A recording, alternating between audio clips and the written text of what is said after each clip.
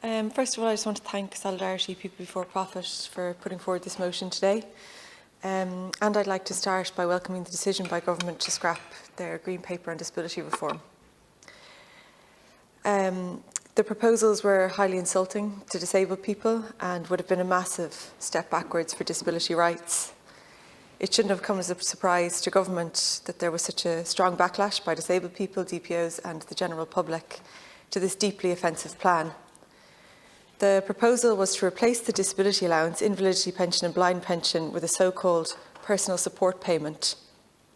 This would have been divided into 3 tiers of payments depending on an individual's ability to work. Under the plan, disabled people would have been subject to a medical assessment by employees in the Department of Social Protection and put into 3 separate categories. Those with no capacity to work to get slightly higher weekly payment, while others would have been expected to take up training or find a job. This proposal was a carbon copy of the discredited system that was introduced in the UK under austerity measures in 2008. Measures that were devastating for disabled people and for anyone in receipt of social welfare. I am so glad that the Government has made a U-turn on this proposal, but I think we need to be very clear, and I think it's very important to highlight the reality of what that approach would have meant. What that same approach meant for disabled people in the UK. Disabled people were presented as benefit cheats by a Tory government who pitted workers against those in receipt of social welfare payments.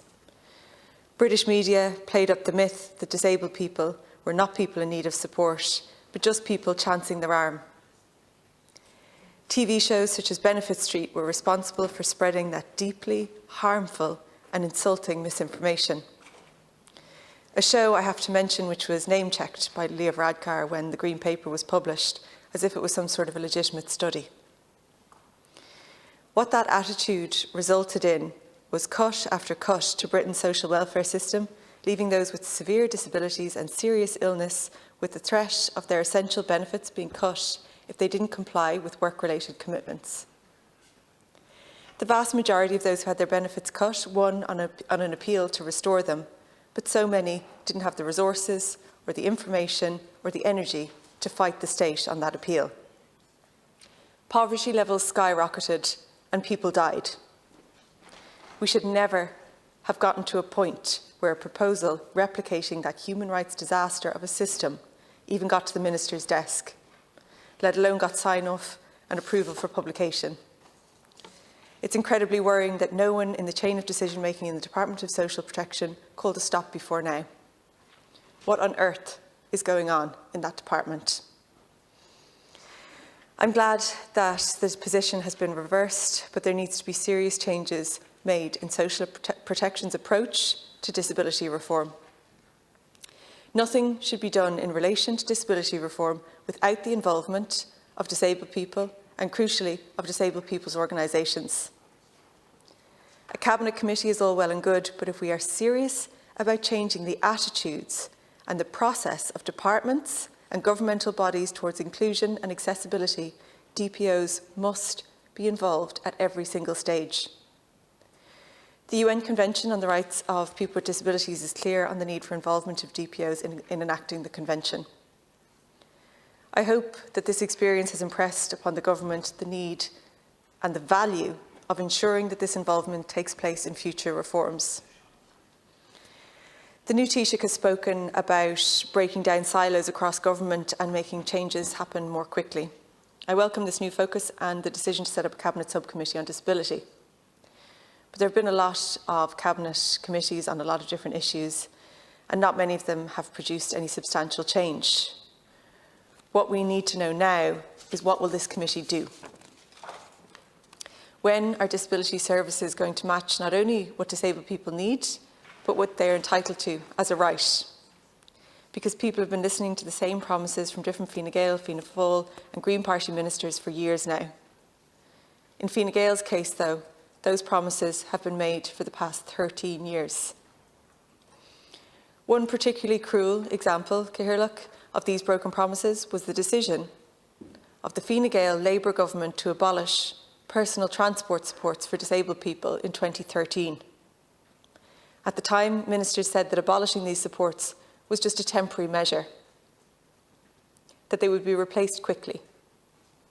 More than a decade later, people are still waiting. Last year, the Ombudsman slammed this delay as shameful neglect. He said, "We do not need more committees or reports. We need clear leadership and action." Those words also fell on deaf ears in government.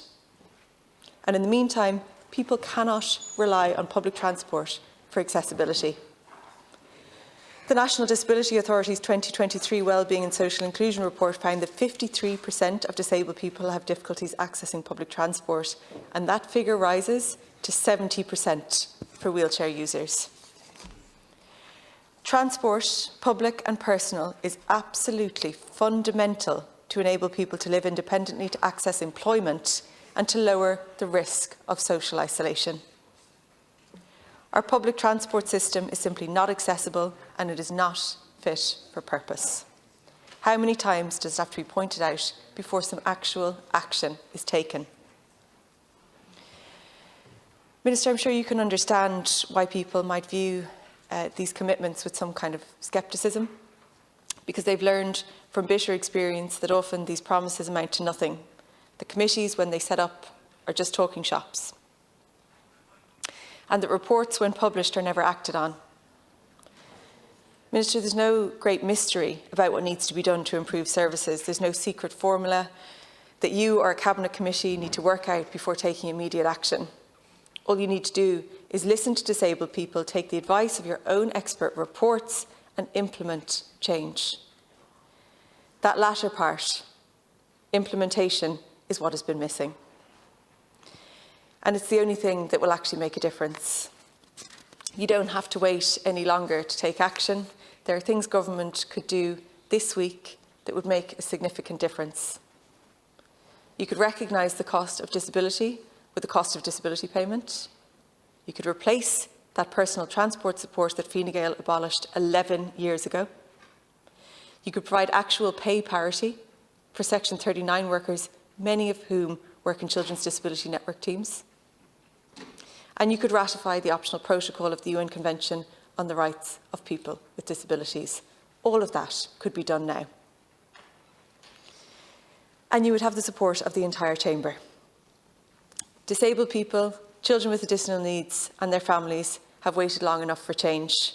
There have been enough broken promises, enough committees, enough reports. Minister, when will this government move on from just describing problems to doing something about them? What actual action will we see?